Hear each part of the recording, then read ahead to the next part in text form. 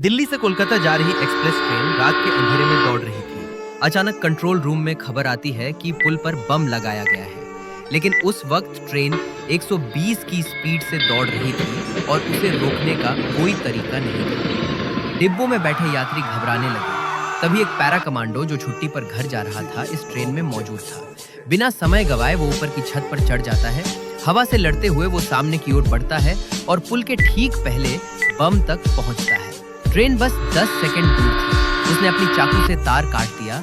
जोरदार धमाका तो हुआ, मगर पानी में गिरते बम का।